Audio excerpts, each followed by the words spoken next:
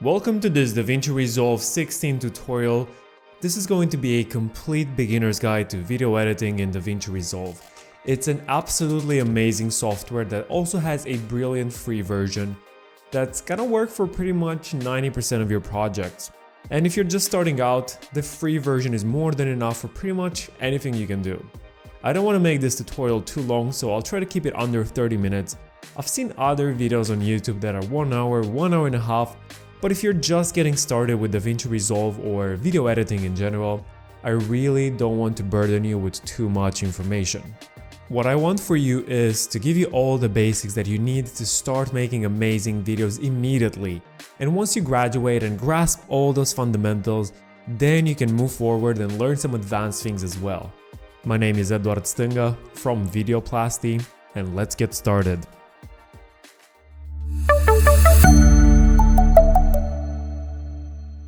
So as I've said earlier, DaVinci Resolve is a free software. And first things first, you gotta download and install it on your computer, which is pretty easy. You just go on Google and search for DaVinci Resolve, and it's gonna be the first result here from Black Magic Design. The cool thing about DaVinci is that it works on Windows, Mac, and Linux as well. So it doesn't matter what platform you're on, you can use DaVinci Resolve. So once you're here, just click download, and you're gonna have to fill in some details and register with a free account, and then you're good to go. So whenever you open DaVinci Resolve, you will see this home screen with a preview of all the different projects that you worked on using this software. But if you just install the program, you don't have anything here. So let's start a new project and call it DaVinci Tutorial. Alright, so on a first look, the interface might look a tiny bit overwhelming, but don't worry, it's gonna get easier as we go along. So you have to understand the way DaVinci works is it has those different tabs here on the bottom, also called pages, I believe. So as a quick introduction, they go from left to right as you progress through your project. The first one being media, where you import all your footage. The next one is cut, where you do a bit of a rough cut. The edit, where you do pretty much most of your editing. Fusion is for visual effects and compositing. Next, you do color correction and color grading. Fairlight is a complete sound editing and sound mixing software inside DaVinci. And then last, you deliver and export the project in whatever format you want. So first, let's import some footage into DaVinci Resolve, and for that, we will have to go here on the Media tab. So there are a few ways to import media into DaVinci. You can either navigate on your local computer by using this thing right here, and I'll just go to my folder on DaVinci Resolve tutorial footage. And let's see, I already have some audio, and this is going to be the media pool here on the bottom, which is where you can drag and drop footage like this.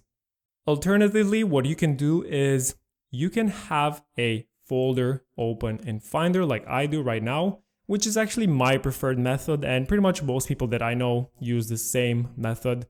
And you can select all your footage like this, and then you just drag and drop it here in the media pool. Alright, so now we have all of our media here in the media pool, and another cool thing that you have to keep in mind, and it's very useful, it's a nice trick that I discovered pretty late in my editing career, so to speak, is if, for example, you have a slow computer, or maybe you're working with big files like 4K footage, then you can select all of your clips like this and right click on them and generate optimized media. And this is going to take a while, a couple of minutes depending on your machine, but this is incredibly helpful because optimized media is basically the exact same clip, except that it's in a lower resolution and lower file size. So it's much easier for your computer to process it. And to make sure you have that on, you go up here where it says playback and make sure you have this thing checked, use optimized media if available. And if your play is still lagging, go here to proxy mode and select half resolution. And if it still doesn't work smoothly, go with quarter resolution, which is what we're going to use for this tutorial. Alright, next is time to start editing our video.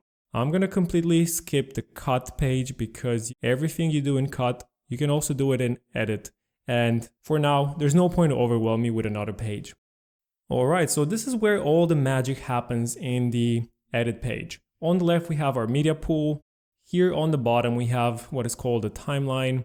Here on the right, we have a video preview of the timeline of whatever we edited. And here we have a source preview. Basically, if I don't know what's inside my media pool, I can just use my mouse like this to hover on a video to see what's inside, or I can just double click on it and open it in this preview to see how it looks and what's inside each video. So let's look, for example, at this video. As you can see, it has 39 seconds, and that's pretty long. I want to use maybe around 5 seconds or so from it. So before I add it to the timeline, you can use what are called an in point and an out point. So for example, let's say I want my selection to start here. I can either use this or use the keyboard shortcut I, and it added a point here. And then I can let it play for like another couple of seconds to here. And let's say I want it to be up until there. So I can now use this button, mark out, or keyboard shortcut O to select the out point. And now when I drag and drop this on the timeline here, as you can see, it's only gonna import this selection that right now is only 4 seconds, as you can see up here. So the timeline right now is made out of one video track and one audio track, because this is just a piece of stock that has absolutely no audio. But for example, I also included this part of me talking to the camera. It's a classic talking head video. So let's say, for example, I want it from there up until here. So right now, for example, if I drag and drop it and add it to the timeline, as you can see, it also added something here on the audio track, which is me talking. In this video, we'll discuss what... For example, depending on the case, you can also use those two icons. So if I use this icon, I can import only the video. If I want to use it as B-roll or anything like that without the audio. The same thing can happen if I want just the audio. I can hold it here and drag and drop it here to the audio channel, and now I have them separately. Right now, whenever you click on this and move it around like this, it's gonna stick together, so the timing of the audio matches the visual. But let's say, for example, you want to separate them, which is totally possible. You just have to right click and click this button that says link clips. And now we have them on separate tracks, and we can manipulate them individually like this. Alright, now I'll fast forward this and actually import some more of my footage on the timeline. We're gonna do something pretty similar to like a travel vlog with some stock footage that I found online and some music as well. So I'll add my music as well here on the timeline. So one way to trim your video or your audio was by using this screen right here. But you can also trim your video or your audio directly on the timeline by grabbing it at the end like this and dragging like this. Because, for example, if we look at the audio right here, there's absolutely no information in the beginning. So it kind of starts with like 1 second of silence, and the music starts like 1 second later. So I can do this and then move it like this. And you can do the exact same thing with the video as well. For example, let's say I want to make this one shorter so it matches the beat of the music here. You can do that as well, or also do the exact same thing here at the end to stretch it and reveal more of what's at the end of this clip. So now let's have another look at the timeline. Right now it's a bit long and you can't really see everything that's happening all the way to the end of the music. But if you drag this all the way to the end, you can actually reveal a lot more. And there are a couple of shortcuts to keep in mind. If you hold down the Shift key and use your scroll, you can scroll through the timeline like this. Or if you hold down the Alt key or Option key on a Mac and use the scroll, you can zoom out or zoom in on the timeline like this so you can better see what you're doing. This can also be done by using this minus and plus button right here. Now it's time to show you some of the tools from over here. Of course, there are a lot of icons, but I'll show you only the basic ones that you're gonna need in pretty much any sort of edit that you're doing. So this is the first one called Selection Mode, and you can just grab things like this with a cursor, move them around, put them on different tracks, different orders, and it's just basically assembling your edit. Next, I'm gonna show you this right here, which is the blade tool. So if you have the blade tool selected, I can go here and click, and it's just gonna cut everything in different clips. And right now, if I grab the selection tool, I can actually grab this and move things around, or grab this and just delete completely. All right, now I want to zoom in a bit like this on the timeline, and I can use this or just select this icon, which is the full extent zoom, which is pretty much going to zoom in to the maximum amount depending on the length of your timeline, which is pretty cool. So now I can see better exactly what I'm doing, and I want to trim those so it matches the music. And whenever you're editing something with music, it's super nice to be able to match it with a beat, and you'll see what I mean in a minute. But my point is, grab it here at the end all the way to here, move this here in the beginning, extend it all the way to this, and then move this here. And now let's see how that looks and sounds.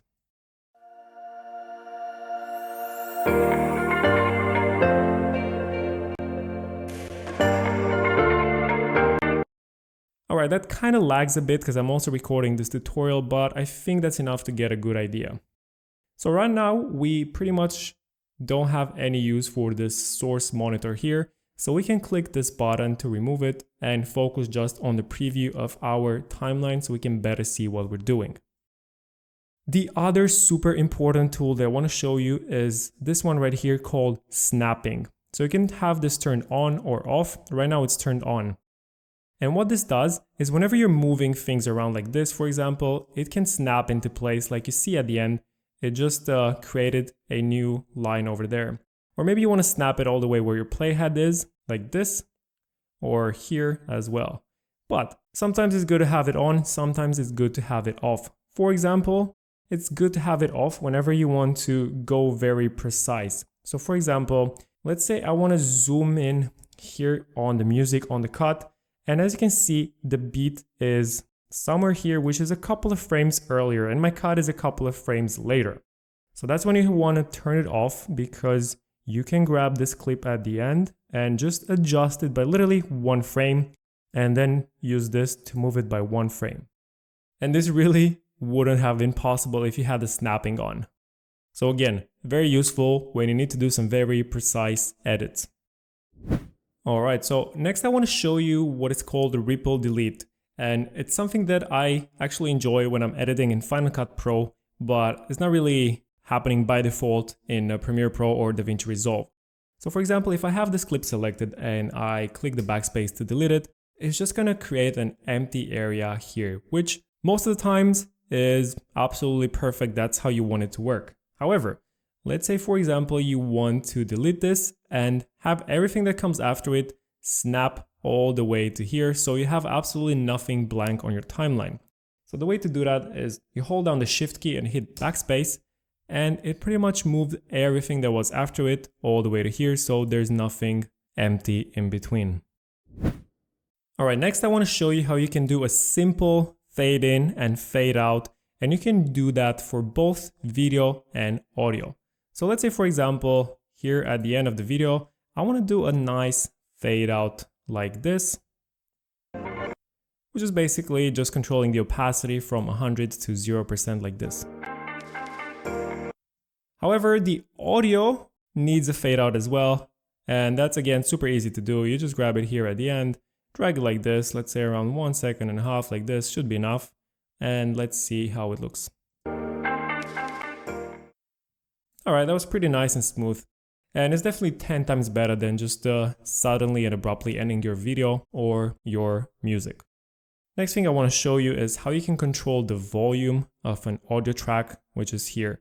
You just grab it like this. If you see the cursor, it changed to this arrow that's up and down. And you can just grab that white line and lower the volume like this, or just make it incredibly loud like this. That's a bit too loud, but adjust it until you find something suitable. Next, I want to show you what is called the inspector. And to turn on the inspector tab, you have to go here on the top right and turn it on. And this is going to show you a few different properties depending on what you have selected. If you have the audio track selected, then you can obviously control the volume and some other properties as well. But what I want to show you is if you have a video selected, you can control the opacity like this, for example. you can zoom in or zoom out, play with the positioning like this, move it around. You can even rotate it. And if you want to reset everything and go back to how it was by default, just click this icon right here next to each property and it's going to reset everything. If you want, you can also flip things like this horizontally, or maybe you want to flip it vertically as well. For whatever reason, you can do that. So next I want to show you how you can stabilize shaky footage if you have some handheld footage. And the stabilization in DaVinci Resolve is probably one of the best I've seen. It's better than the one in Final Cut Pro or Premiere Pro. And it's super easy to do it. You just have to select a clip like this on the timeline, and here in the inspector panel, scroll a bit down until you see stabilization. Then you double click on it. There are a few settings you can change and see what works. It's not guaranteed that it's going to work well from the first time. You can try different settings, and when you're done, just click stabilize and wait for it to finish. Next, I want to show you how you can change the speed of a clip. So I'll just go with this one of the sailboat and move it on another video track like this on top. And to do that, you can right click and go here to retime controls, which is keyboard shortcut Ctrl+R or Command R on a Mac. And it brings out this menu. Right now it's at 100% speed, and you can change it to some predefined values like this.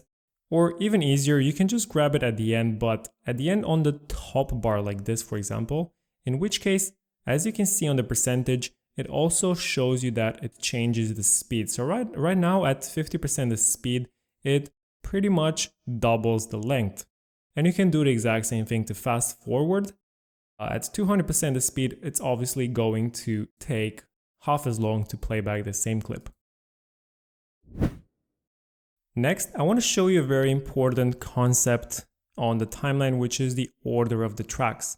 So right now we have only one video track, but let's say, for example, we have videos like this on 2 tracks. So if I click here with the playhead, I can only see the video that's on top and not the one on the bottom. That's pretty much how things work. However, for example, if I had something transparent, or if this video of the boat was a bit smaller like this, it pretty much reveals what's behind it on the layer or track underneath. For audio, however, if you have multiple audio tracks at the same time, it's just going to play them all together in a sort of mix. Next, I want to show you what some of those icons mean here on the tracks. For example, this lock icon pretty much locks the entire track. So right now, if I have this first video track locked, it's impossible for me to move things around or change anything. Next, you can disable a track like this, and it's gonna visually remove everything that's on that track in the video preview, but of course it doesn't delete it completely from your timeline. You can still turn it back on. It's just a way to see better what you have on the timeline and on the track underneath, for example.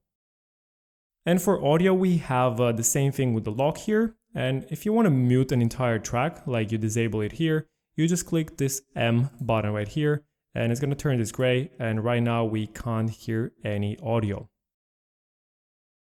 For example, if we have multiple audio tracks like this, and you want to listen to only what's on one specific track, you can use this icon with an S on it that stands for solo. And this is going to mute all the other tracks and play back only what's on this track. Now I want to give you a bit of an introduction into keyframes. Keyframes are pretty advanced, but on a basic level, they're a way to control those properties and change them over time. Because right now, if I make any adjustments to the zoom, for example, it's going to be static throughout the entire clip. It's not going to change the value. But maybe you want to add a sort of zoom in effect. So you want to start here, in which case you need to add a keyframe by using this button right here. And now, if I go here on the clip, you can click on this button to expand it and see the keyframe panel here. So now, this is the keyframe I just added, which is basically a point in time with the value of that property. So I'll leave that where it is. And if I go here and add another keyframe like this, but now change the value like this to let's say 1.9, it's basically going to start the video at this point and slowly zoom in. Let's see how it looks.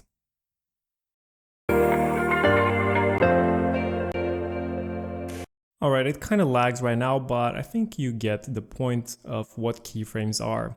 And right now, of course, maybe you want to adjust the position as well, in which case I can move the playhead here to match the starting point of the zoom keyframe and click this button to add a position keyframe over there.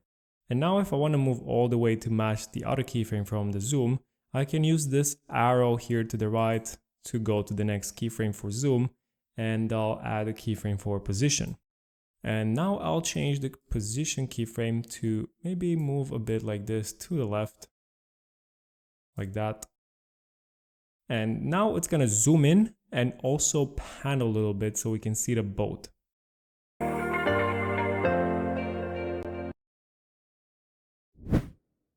Okay, now it's time to add some titles. And the way to do that is by going here to the effects library and go here to titles, and DaVinci Resolve has quite a few ones that you can use.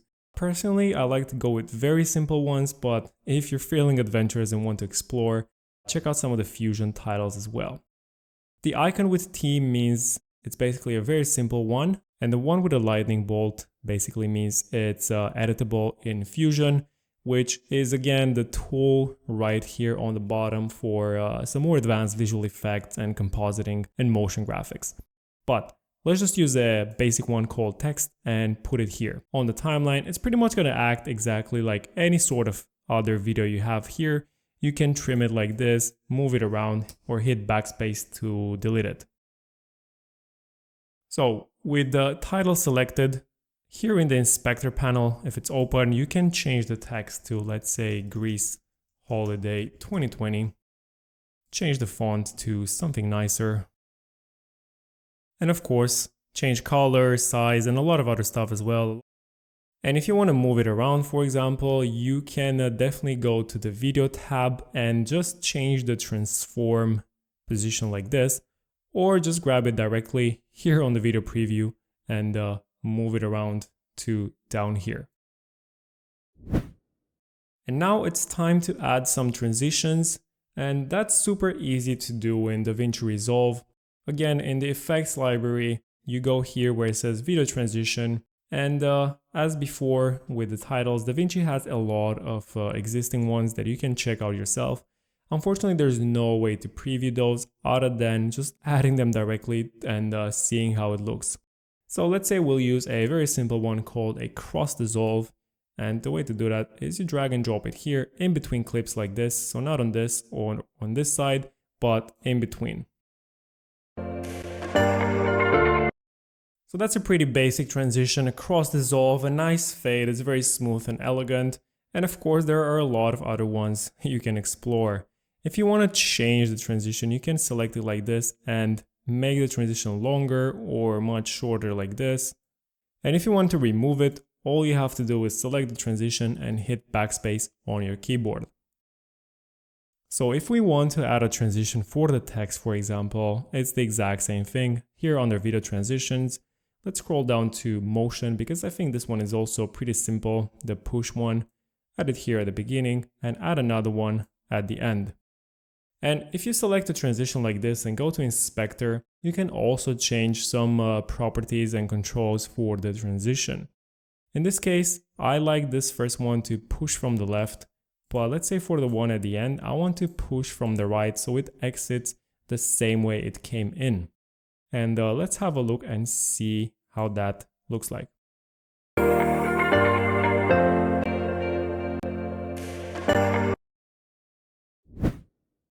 Okay, so that's pretty much all you need to do some very basic editing, and you can go a very long way with all that you learned so far. Next, this is gonna be the Fusion tab or Fusion page where you do all sorts of motion graphics and visual effects, but there's really no point to go over it right now because it's incredibly complex and I'm still learning it myself, to be honest. The next page that I want to show you real quick as well is called Color, and this is where the magic happens. DaVinci Resolve used to be just a color grading software and then later on became video editing software as well.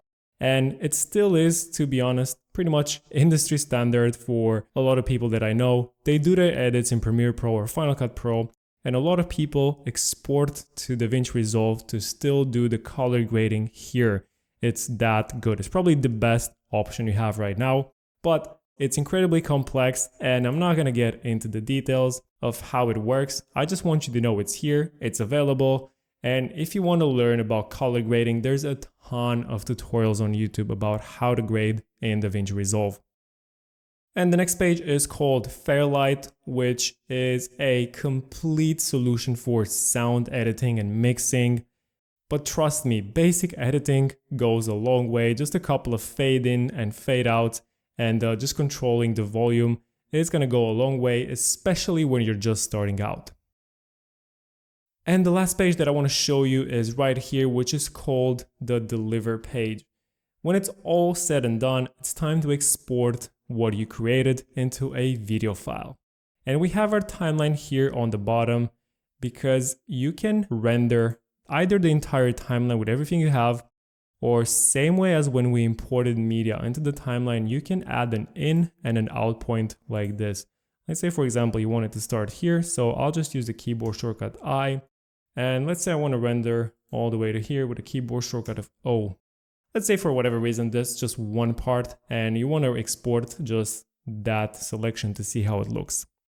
But we'll go back to our entire timeline because we want to export the entire video. And here's where you have the settings. You can do custom settings if you know what you're doing.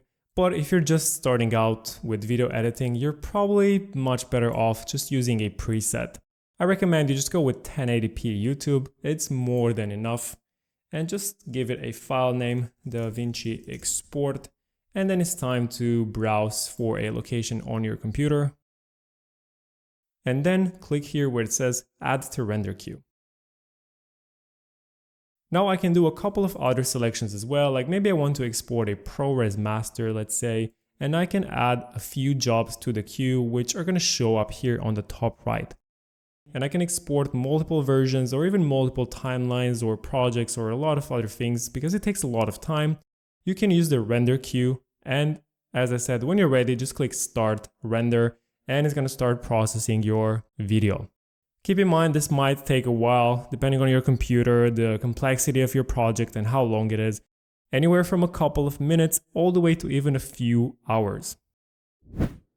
One very nice thing that I like about DaVinci Resolve is that it kind of gives you this error right here where it says edited. It turns red when you haven't saved the project for a long time. And it's very important to save the project so you don't lose any work you've done. And of course, to do that, it's pretty simple. You go to File, Save Project. And now the error disappeared. But keep in mind, whenever you have that red thing right here, it means you haven't saved your project for a very long time. Alright, that's all for this beginner's guide to DaVinci Resolve 16. I hope you learned a lot of things about video editing and feel confident to start making your own videos. If you watched all the way to here, please leave a comment below to let me know. And if you enjoyed this tutorial, don't forget to click the like button.